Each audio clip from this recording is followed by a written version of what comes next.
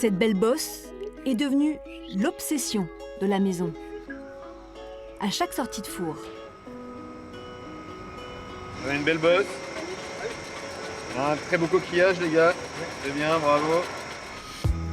ce moule en forme de coquillage, véritable signature de Jeannette et clin d'œil à la Normandie, s'avère très joli, oui, mais beaucoup plus compliqué à apprivoiser, avec cette base plus large qui a longtemps empêché la bosse de monter.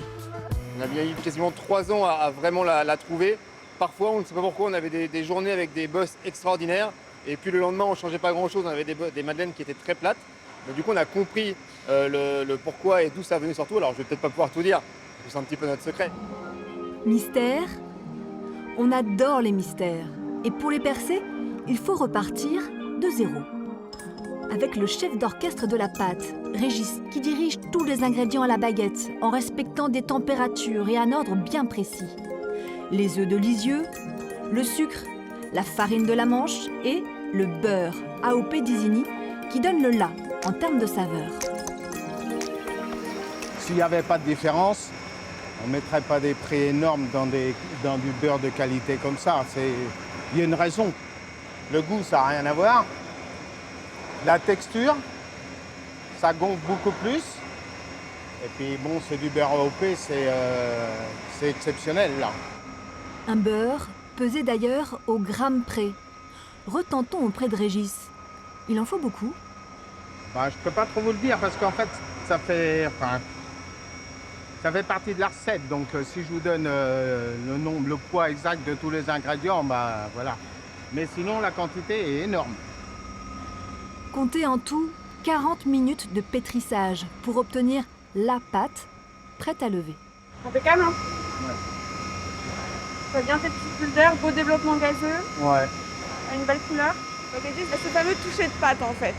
Et ça, on l'acquiert qu'avec le temps, qu'avec le fait d'en faire tous les jours, de passer du temps dessus, de prendre le temps d'observer aussi. C'est comme une partition de musique. Si tout n'est pas bien réglé, on va être sanctionné à la fin, on aura des fausses notes. La fausse note, c'est facile, c'est la bosse qui ne va pas être bien développée.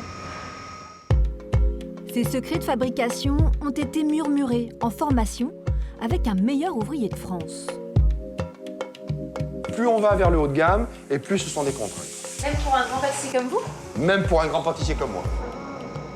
Manu et toute son équipe ont donc appris à dompter ce four de 16 mètres de long pour provoquer ce choc de cuisson qui fait naître la fameuse bosse. En première zone, il faut cuire plus par le dessous et moins sur le dessus.